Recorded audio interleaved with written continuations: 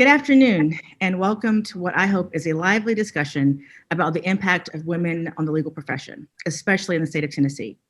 Joining me today are amazing women who have served as president or will serve as president of the TBA in the immediate future. I will introduce them in their order of service to the TBA. Katie Edge, who was president from 2000 to 2001. Marcy Eason was president from 2007 to 2008. Gail Ashworth was president from 2009 to 2010. Jackie Dixon, 2012 to 2013. Judge Cindy Wyrick, 2013 to 2014. Not on Zoom, but here in spirit, is Sarah Shepard, our immediate past president. She had a prior work commitment, but I know that she's here in spirit. Michelle Greenway Sellers is our current president of the TBA.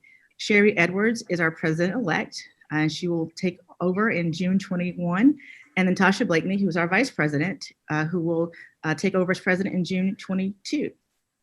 So we only have an hour, and I want to provide an opportunity for our members to hear from each of you. So I'll ask my questions and call on people to answer. However, this is a conversation. So feel free to jump in, ask follow-up. I know that many of you are friends and know each other very well, so you might have some inside scoop or a better question. I want this to be fun experience, not just for our audience, but for you as well. So depending on where we are on time, I may move on to another question. So you might not get a chance to answer each one, but feel free to jump in there at any time. And we're going to check the chat as well. We might have some questions via chat. So I will monitor those, and we have our CLE director, Jennifer Vossler, on in the background, and she'll monitor those as well. So let's get started. As I named our list of presidents over the years, one name that I didn't mention is Judge Pam Reeves, who was the first woman to serve as president of the TBA from 1998 to 1999. She was such a great mentor and leader and friend to so many, including all of you participating today. I'd like to start this conversation talking about her and asking if any of you want to talk about the impact that she had not only on TBA, but the legal profession as a whole. Judge Wyrick, would you like to start? I would love to. I think I would start with Pam as the person, not as lawyer, judge, but Pam with the 1,000-watt smile. And I think anybody that knew Pam, when you think about her, that's what comes to mind. And I think it's important because Pam was the same regardless of what role she was in. If you saw her outside of her lawyer role as a mom and as a wife, or if you saw her in her judge role, she was always someone who cared, and you knew she cared. And I think that was so important as she became a judge. You know, the people, whether it was the lawyers who appeared before her, or whether it was a defendant or litigants in a civil case, they knew that she wanted to be fair, that everybody had an even shot.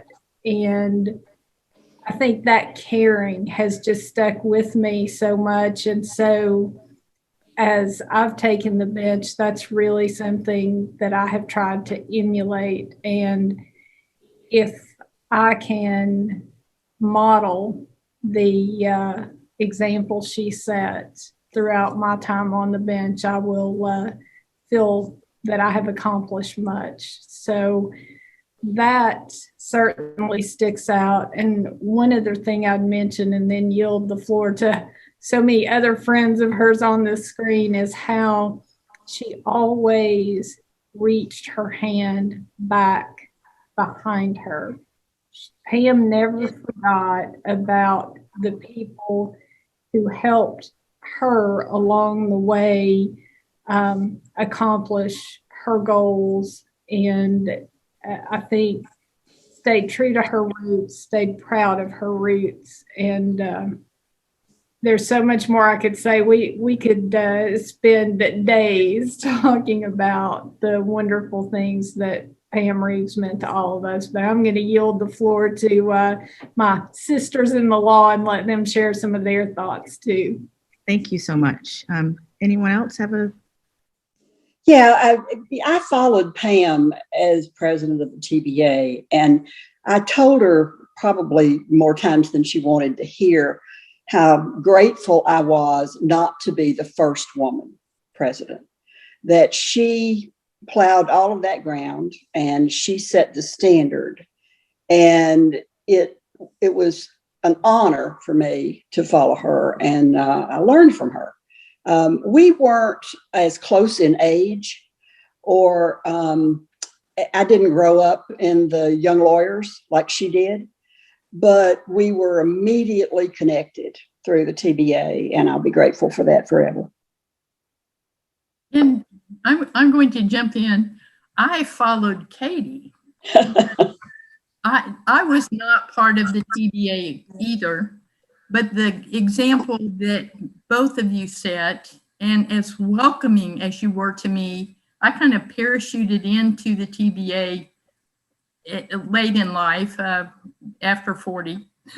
And you all were so welcoming to me and gave me practical things to do that would teach me and bring me up to speed on all the things that were and are the TBA, because I didn't grow up with the TBA. And I also have to thank Katie, because the way that I was introduced into the TBA was through T-Law. And I remember well the first meeting that I attended. I drove all the way to Nashville, and I call it Nash Vegas. And at a Shipley's house, Shipley, and Judge Daughtry was there. I think you were there, Claudia Jack was there, and I was so impressed with all these brilliant, energized women, and it made me want to join things and accomplish things and move things for our profession and our gender. So thank you, Katie. And I jump in here too, Joycelyn, on the other end of that perspective. So Pam was my first TBA president. I graduated from law school in 1999. So at least in the terms of my life as a lawyer, I've never known the TBA without women at the helm.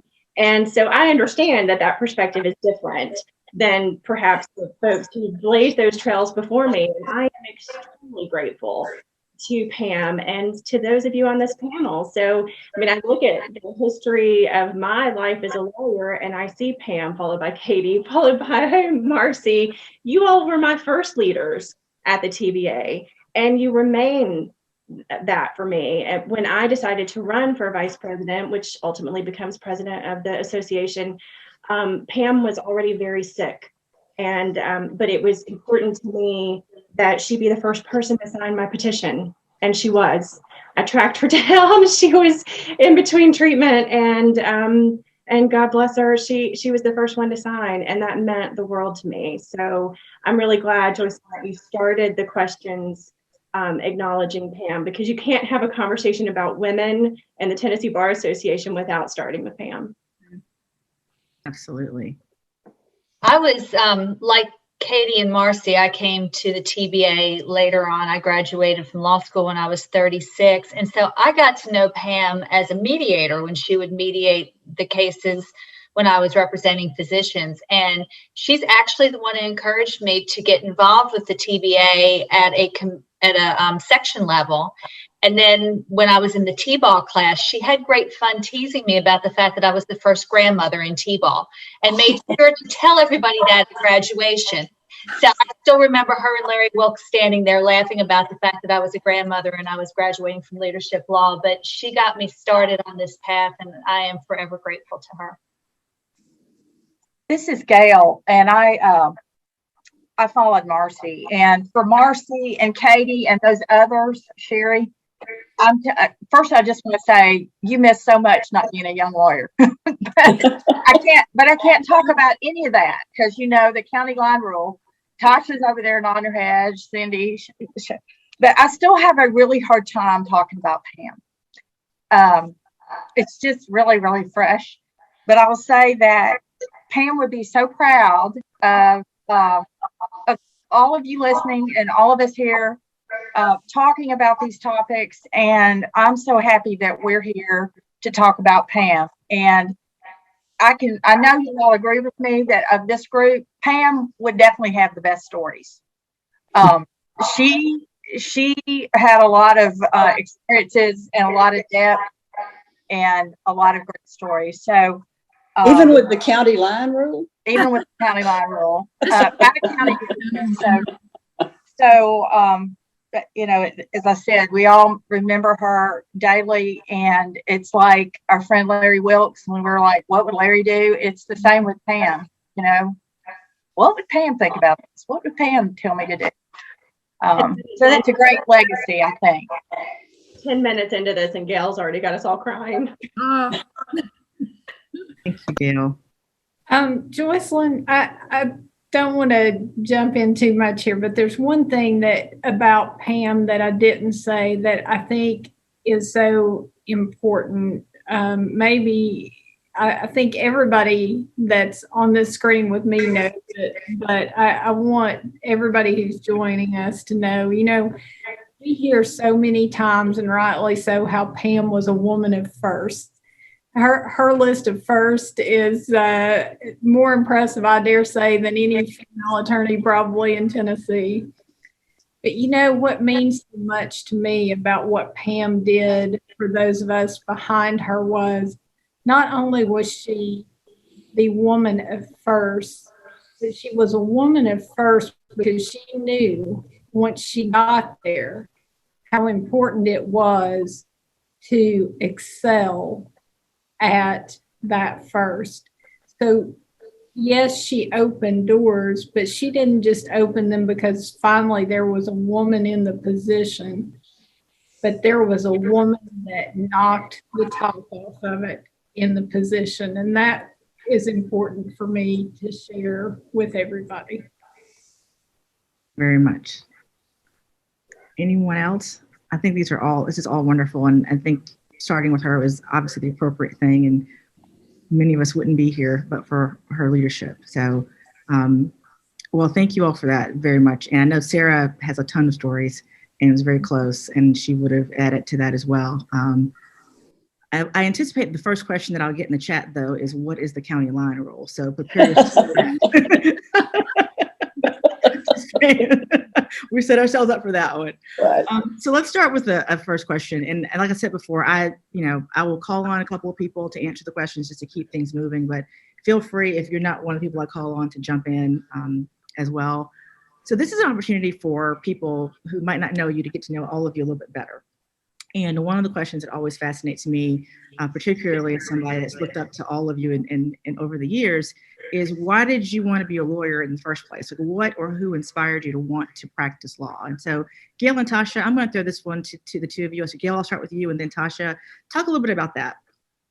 Well, I was a piano major undergrad, and then I have a master's in special ed. So I was teaching special ed, never took a political science class in my life. And the kids that I taught all had legal problems. They were, this was a long time ago, from 1978 to 1980. And so this ombudsman would come around and meet with me in my classroom to go over the IEPs for my kids. I had 13 kids and I had 2 full-time aides. And I was like, she would tell me this information about my kids working on the IEPs. So that's how I got interested in law, because all of my kids had those issues that I thought were really important. So I applied to law school, went to Vanderbilt, and to this day, when I see one of my kids at Special Olympics, which they, still participate in as adults, and they still call me, they never forget their teachers. Ms. Vaughn, Ms. Vaughn. It's really, really great work. I just did not think I could support myself all those years teaching, and I got very interested in the legal perspective and wanted to get involved with that. So that's how I became a lawyer. And I do think that the background, particularly in music, also has been very helpful, because we had to play juries every quarter, where you went out on stage and you performed your instrument in front of your peers and professors. That was a good preparation for what I do as a lawyer. So. Thank you very much. Tasha? I don't have a real tidy answer to that question, Joycelyn, other than to say that I think probably I wanted to be a lawyer as long as I can remember, even probably before I had a real clear understanding of what lawyers did. But the best I can summarize that is to say that what appealed to me before I even knew how to put words to it was that you could affect change, and you could do that in the big picture sense or just on a person by person basis, the micro and the macro. I liked that idea. I liked the notion that if someone had a problem, a very specific problem, and they needed help, that I could help them untangle that. But I also liked the idea that by doing that work, that maybe in a big picture way, I would be helping across the board in a community or in a state where I made my home. And that was something that was important to me and that appealed to me. And from a professional standpoint, whatever I decided to do, I think I was pulled in that type of direction. And I have found that in the practice of law. I think you find that through helping your clients on a day-to-day basis, but also through advocacy in general and through bar participation, things that you find important to you and into your community. And I think a legal education helps you accomplish that. So that's the best answer I can give, is that that I wanted to figure out how to help people. And I like the feeling that, I don't have to have the loudest voice or I don't have to be the most intimidating presence, but whenever I walk into a room and I've done my homework and I know what I'm there to accomplish, then people listen to that, and I can affect the change that I'm hoping to accomplish.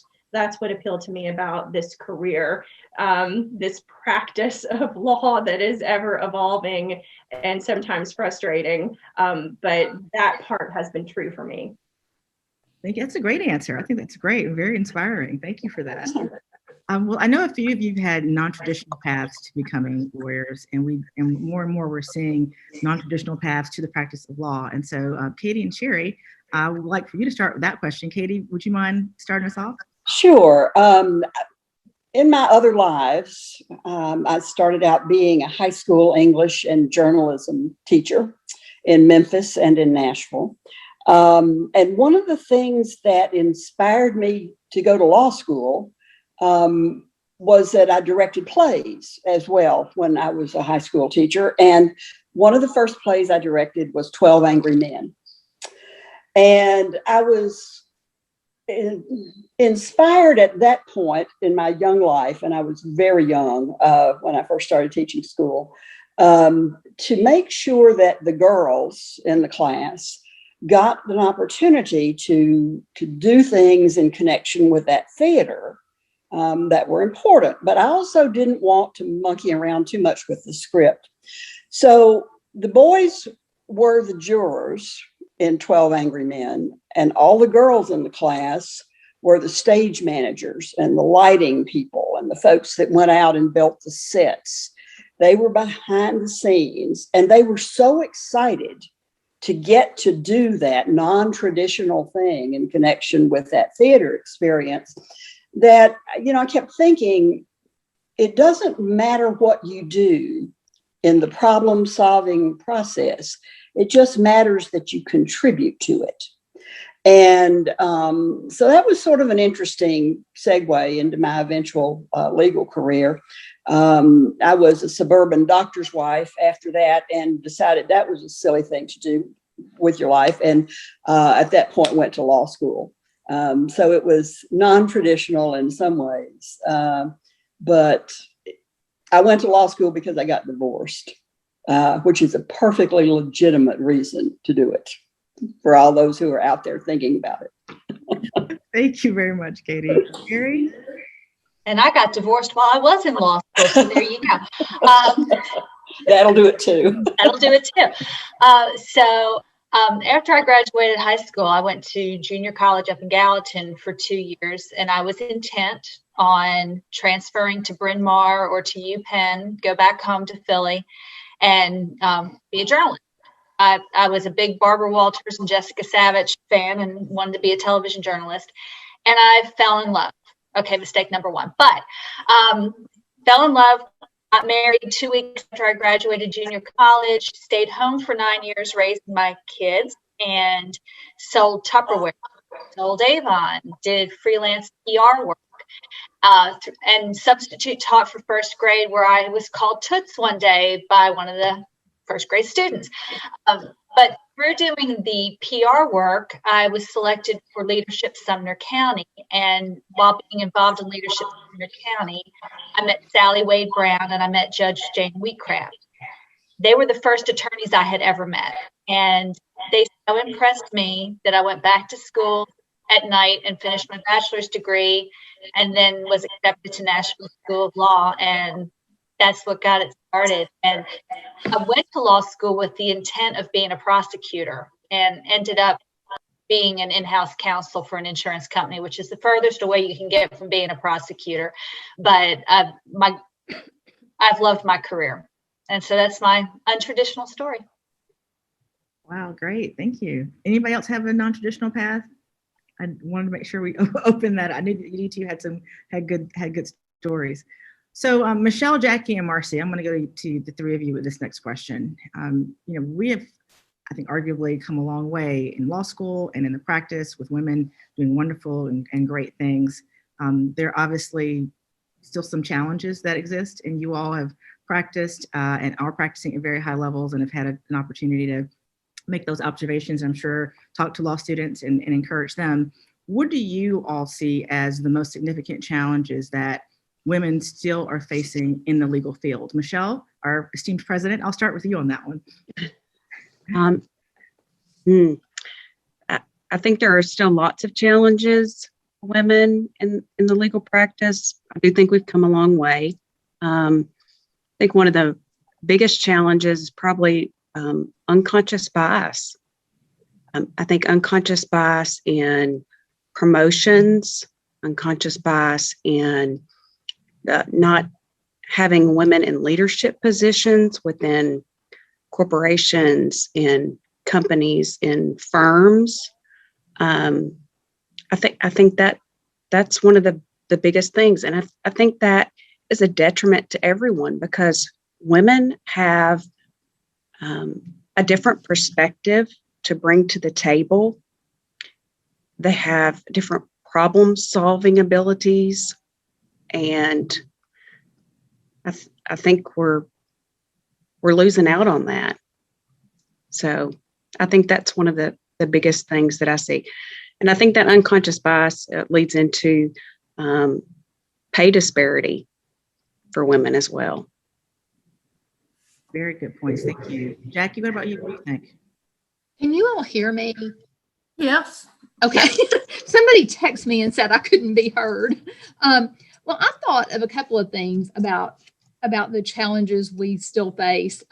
One that I think is a challenge for everyone in the legal profession, but more so maybe for women, is just finding work-life balance.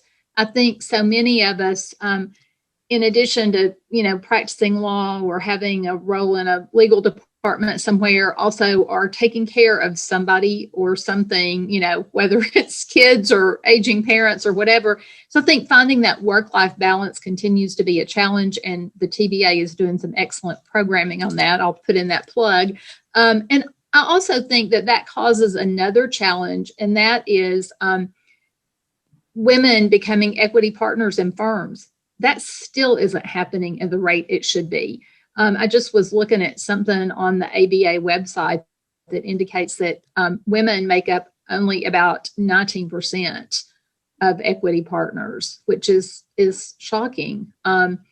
As long as women have been, approaching half of the legal profession. So those are the two biggest challenges I think continue to exist for women, and we all need to work to do something about it.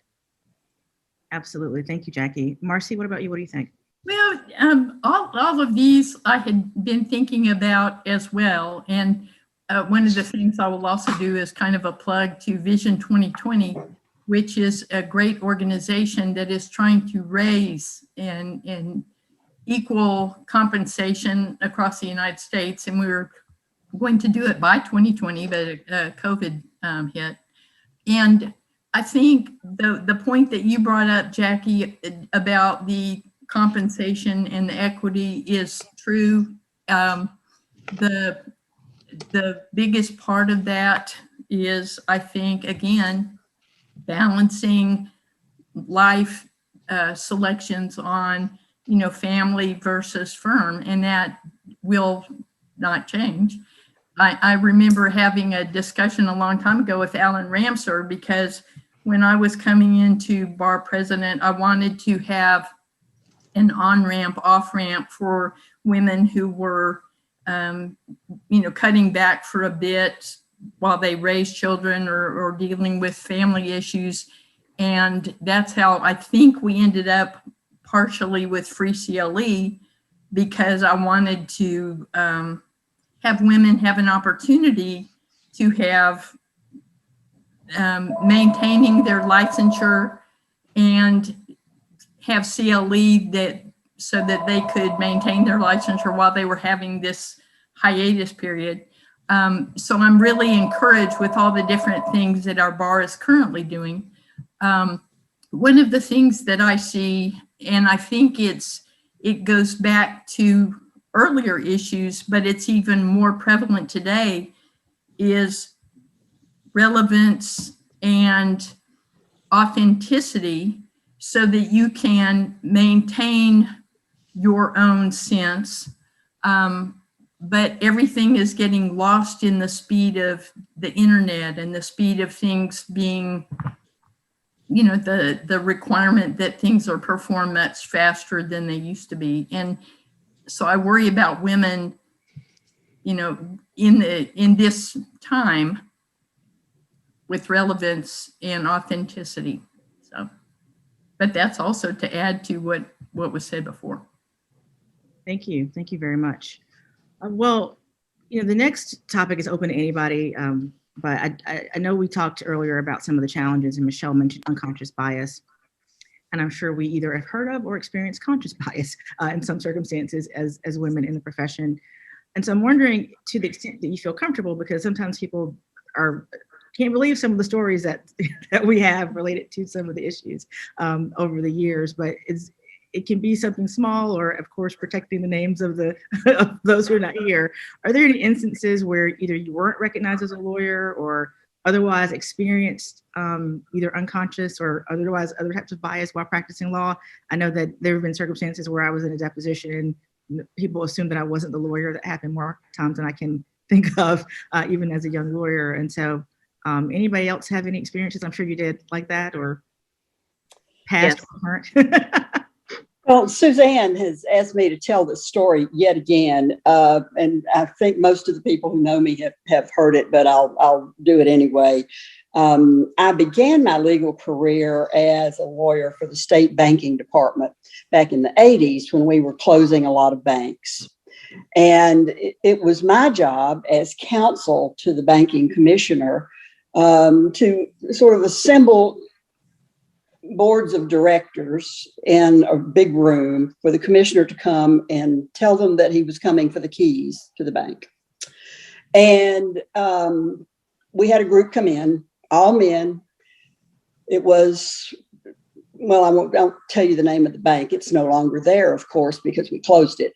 But they saw me and said, "Honey, could you bring us some coffee? It's been a long drive." And I just smiled and said, "Of course, I'm so sorry that no one offered you coffee."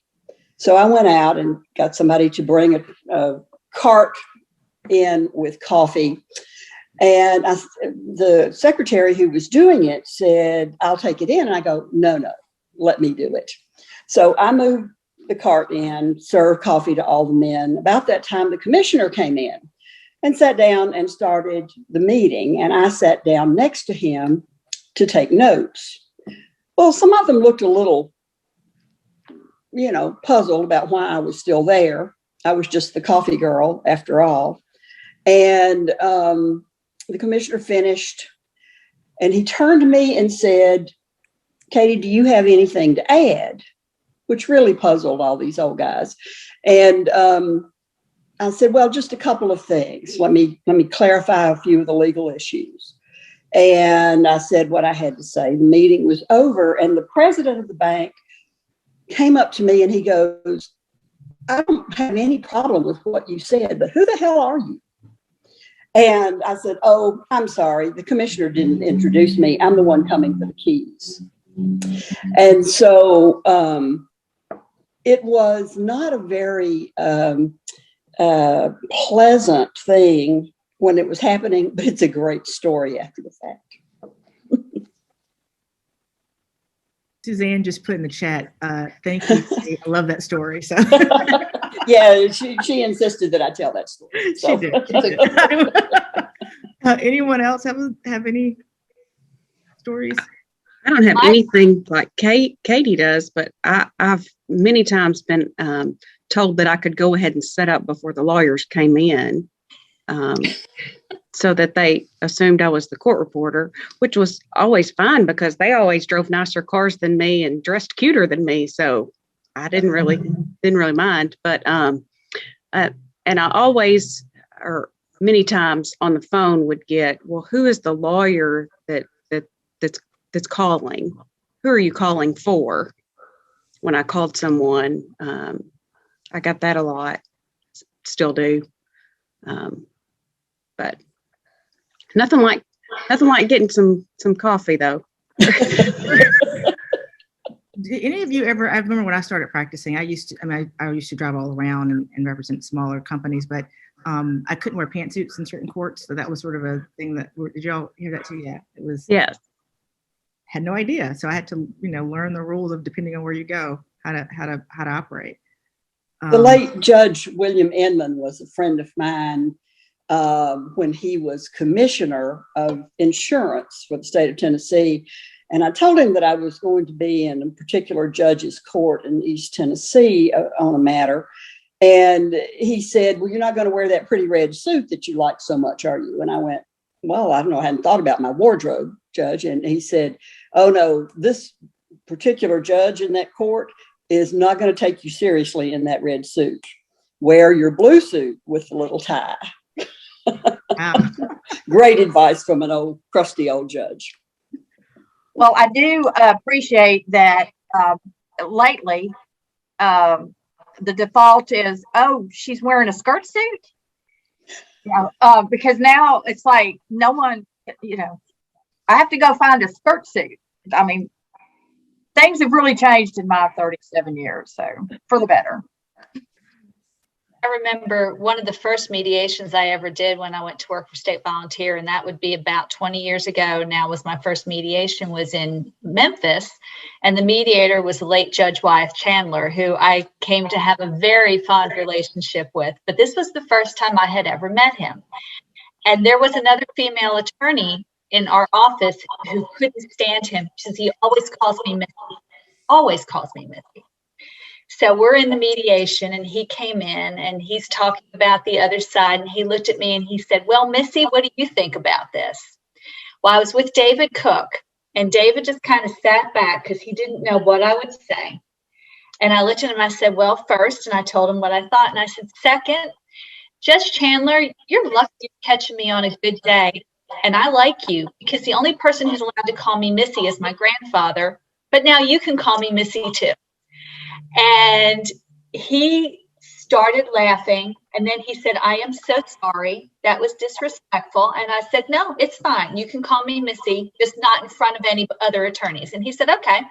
And that was it. So, but when I got back, the other attorney said, did he call you Missy? And I said, yeah, we have an understanding. So, but he was a wonderful man. I loved working with him.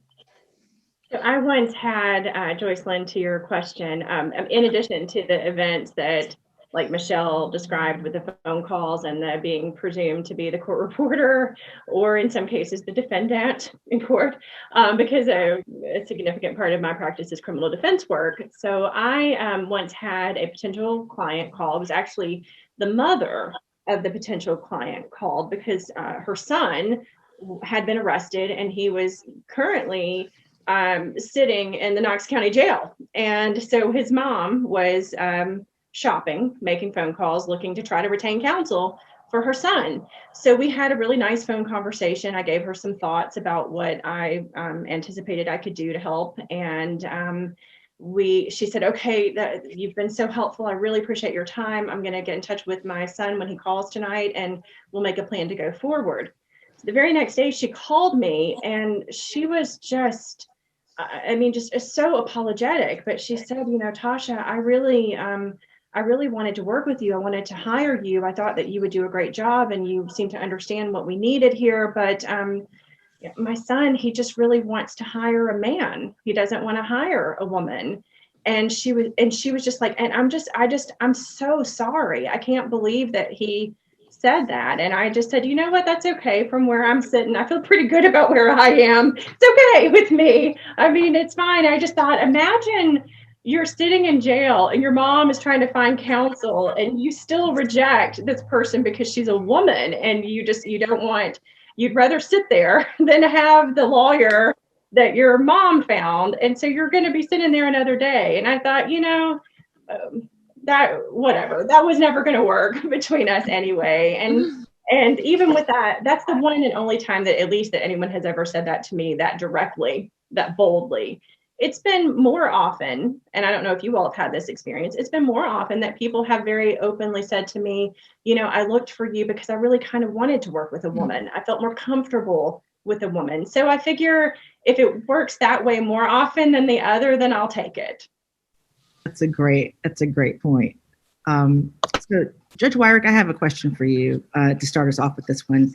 This was a great example of having past experiences and people particularly like me, learning from you all about what you're doing. And we've talked about some of the progress that we've made. And you talked so eloquently about Judge Pam Reeves and all the great work she did being a mentor to so many. How can women now, today, successfully lift other women in the legal field? Given the competitive nature of it, given some of the challenges that still exist, what can we all do to help lift other women up? I think it's broader than just the legal profession. I think it is a society issue as a whole. I don't think especially living in Tennessee, I don't think our expectations of women and their role has caught up with where we want to be as women in the law. But oftentimes I think about how many times have we heard about the Good Old Boys Network? You hear it all the time, right? Well, what about the Good Old Girls Network? And I think we have to be really intentional in reaching out to each other, but also just like Pam would have reached behind her, we need to do that as well. We need to be very welcoming to the younger female members of our profession. And what I have found is, just like Tasha was saying, I had lots of people call and say, I actually wanted a female lawyer. I think what you find is when you really do build those relationships with your fellow female attorneys, for any business you might lose to competition somewhere along the way, you gain more in referrals because they had a conflict. They didn't know who to call, or your practice areas are different. And so they say, hey, is this one you can handle? I know there have been referrals back and forth between the people I'm seeing on this screen. So I think the benefit far outweighs. But I'll also say this too, while I talk about the Good Old Girls Network and the need for us to bond as female attorneys, I think we also have to remember to include our male colleagues in the fight, because for me, it's been kind of interesting. When I left law school, I would have told you we didn't really have a lot of issues left for women in the profession to face because, hey, when I was in law school, I was treated just like everybody else. I never had issues with my male colleagues, my professors treating me differently. Well, I quickly learned that those problems had not all been fixed. But there have been times, certainly, that I think my male colleagues who knew me from law school, that we had forged those relationships, were able to be a voice for positive change for women. So I think it's important that we support each other, but also, again, pull those male colleagues along with us to fight the good fight, because I think we all benefit. That's great. Thank you. Anybody else have any? I would like to expand a little bit on what Cindy said. I totally agree with everything she said, but one like specific concrete thing we can all do is mentor. We can mentor younger lawyers, lawyers that are in our practice area, lawyers that aren't in our practice area. And I have just found that's a great way.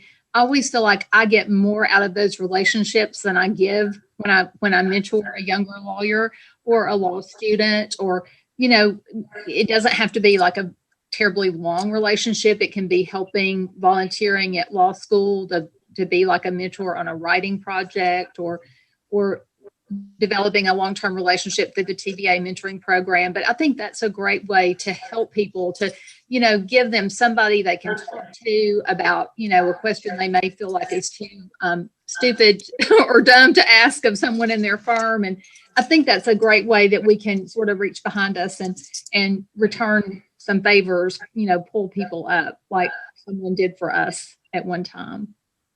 I'd like to add to something that Jackie just said about mentorship. I think that also includes advocacy, because in a firm where, and I've been in two great law firms in my career after I left state government, what I found is that it was so important to advocate for the younger women lawyers in firm.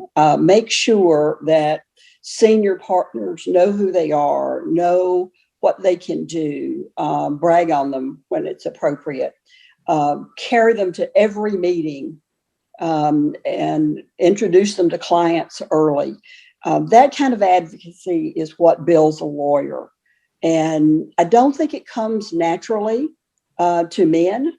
I do think it comes naturally to women. And so if Jackie doesn't mind me expanding on her mentorship definition, let's add that.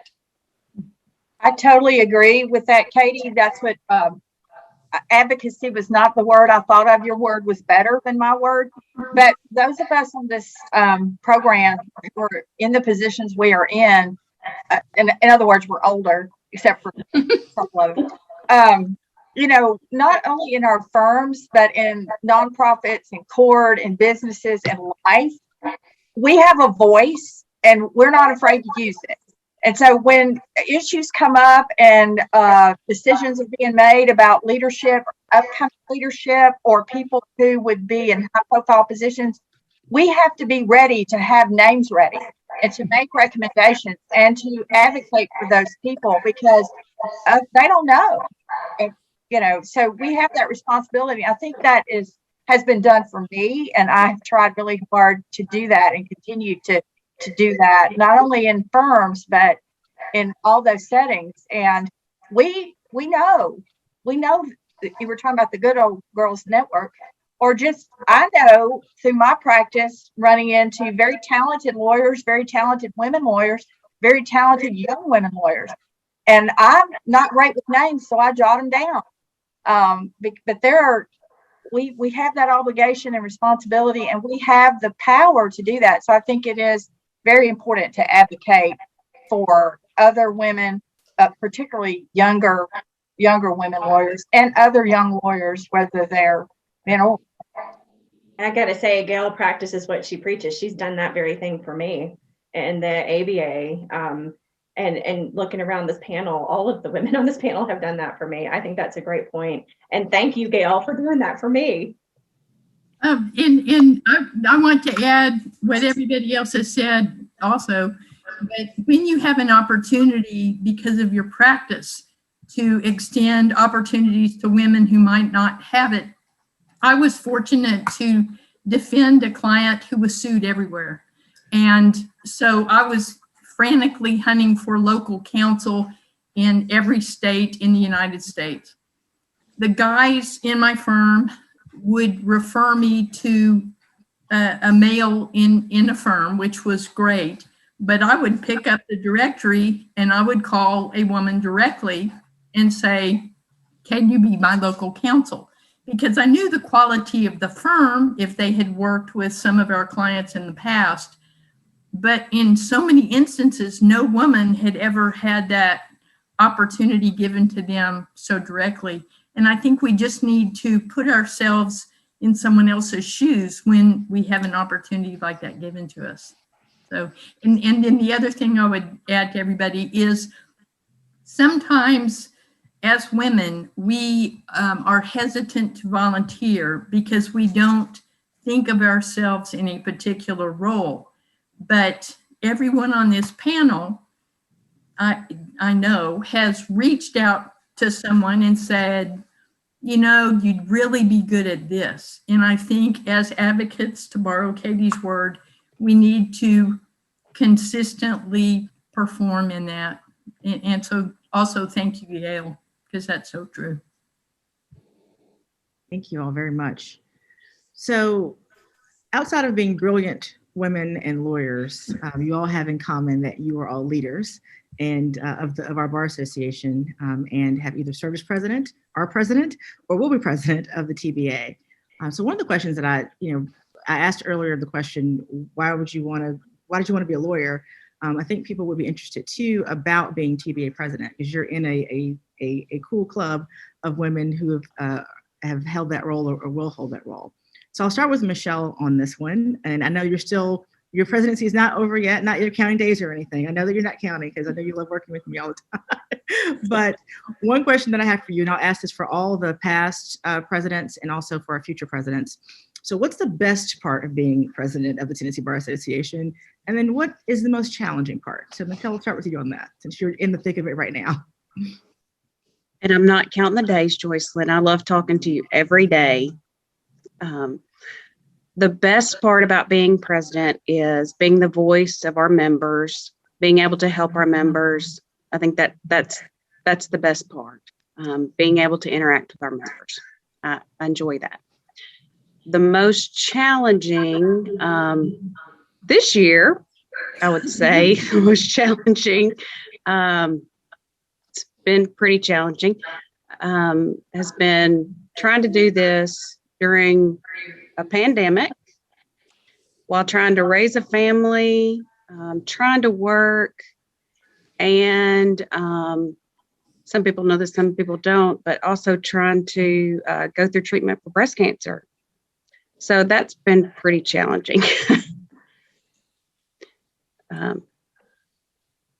Well, you've done a tremendous job, and I've enjoyed working with you. I was joking about the everyday. We do talk every day, but I've enjoyed those as well. Let's start with our past presidents. Katie, what about you? What was the best part of being TBA president, and do you recall any challenges, or what was the biggest challenge?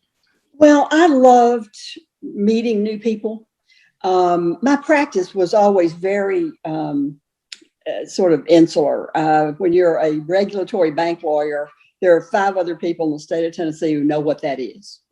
And so I didn't have an opportunity the way litigators do and other kinds of lawyers to sort of interact with a lot of different lawyers. So I got to meet people all across the state, some of whom were very distressed at me because I held opinions that they didn't agree with. I used to get hate mail from lawyers who thought that my stand on the death penalty was ill-advised, I guess is the right word to use in public. But that was wonderful. That was absolutely wonderful to have that interaction, and I will never forget those opportunities.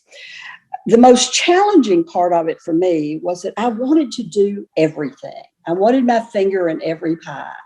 And your predecessor, Alan Ramser, would just cringe every time I had a new idea that I wanted to explore. And he said, Kate, you're great at this. You just can't do everything. And I said, you mean you can't do everything? And he just sighed and said, okay, we'll try it.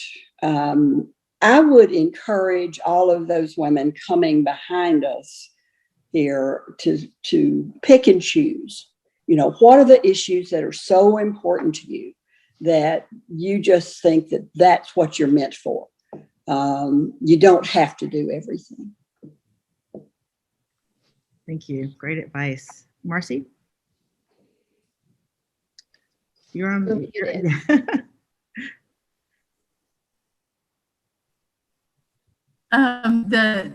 The best part, I also echo what everybody said. Even though I was a litigator, I represented people in other states, and I was not tied into a lot of attorneys locally. And so this was a wonderful opportunity for me to get to know many of the people on this panel and also people across the state. I think that Suzanne had pointed out to me, I had called myself a desk jockey, and I considered myself a desk jockey until the TBA. It also expanded horizons beyond the TBA, because the National Conference of Bar Presidents and the ABA also offer wonderful, wonderful opportunities for attorneys and women to give back to our profession. One of the best things, and I will just share this briefly, the visit to the Supreme Court was on the top list for me. It ended up, it was on my husband's birthday. I was so excited to be there to swear in other attorneys. It was a very nerve-wracking day. And I was so impressed with how intimate the setting was. Ruth Bader Ginsburg winked at me. And I looked around, and it was because everyone was male but me. And so it gave me this connection with her, Supreme Court Justice, and I just thought, this could not be more perfect. What I advise all of you is sometimes we may have a tendency to decline opportunities. Katie was saying, pick your issues, pick these things. What Pam told me, everything that comes down the pike, say yes to.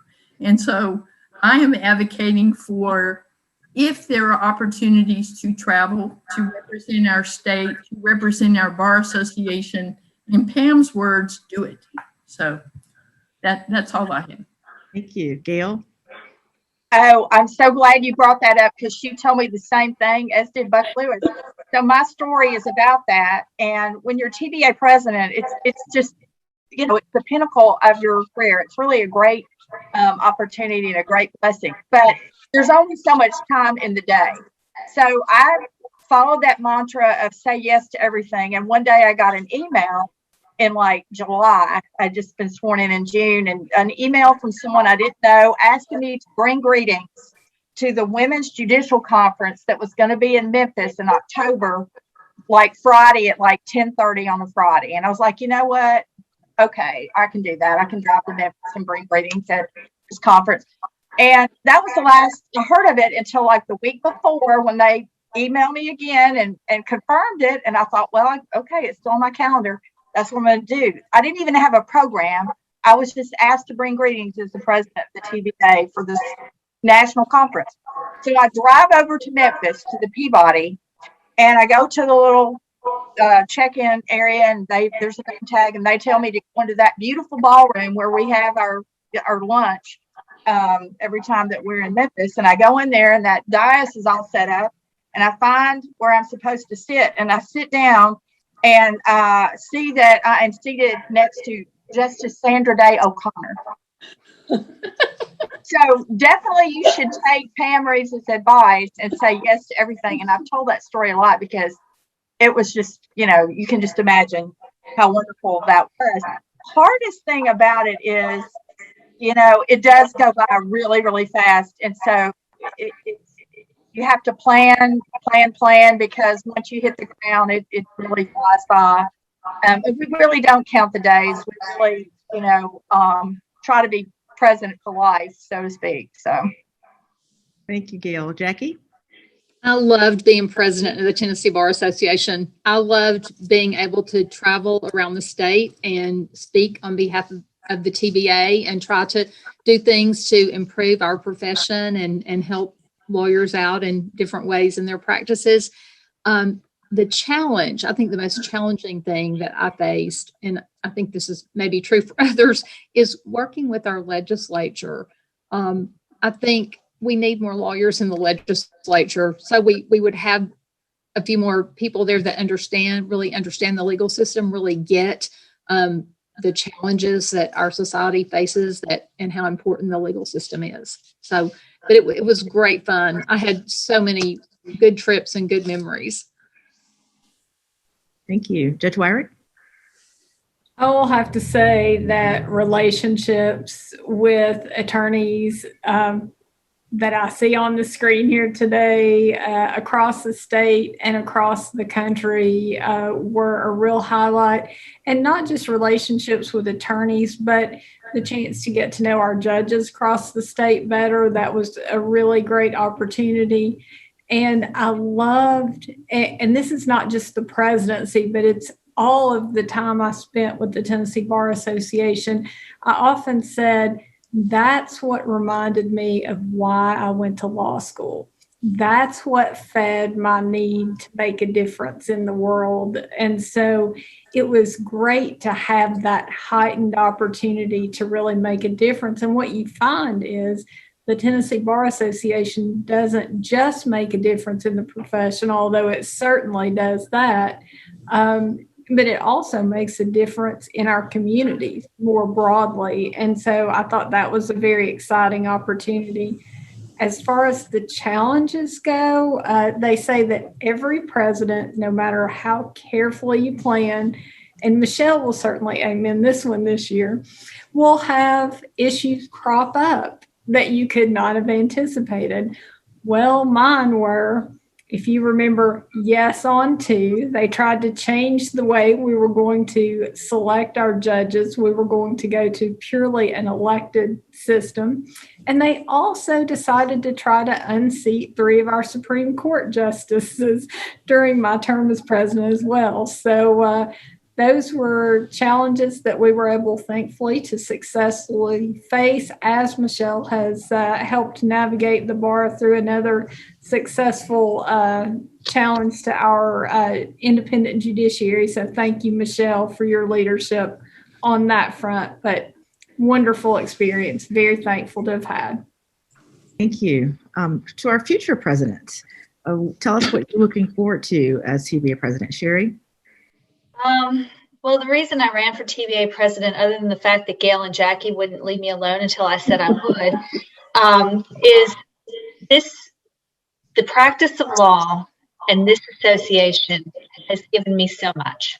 My closest relationships are with people on the screen and in the bar, and I'm looking forward to the ability and the opportunity to give back to the profession. And like Cindy said, when you give back to the profession and you're making life better for lawyers, you are making life better for the community in general, which is something I'm going to be focusing on during my year. So I am really looking forward to that and very excited and looking forward to pulling from the wisdom from this group, because everybody on this call today, I just admire so much and consider either present friends or I hope future close friends as I reach out to you.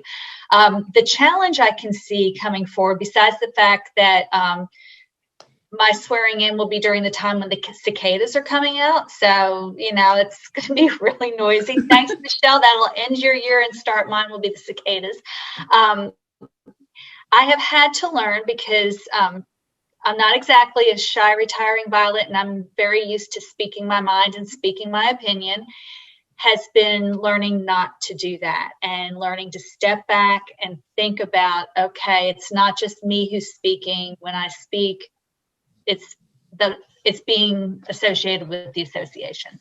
And so just learning to step back and think about what I say and know that I'm not just speaking for myself. I'm speaking on behalf of attorneys who may or may not agree with me. And I'm sure that something, no matter how much I plan, and Katie, I'm one of these people who wants to do everything and wants to say yes to everything.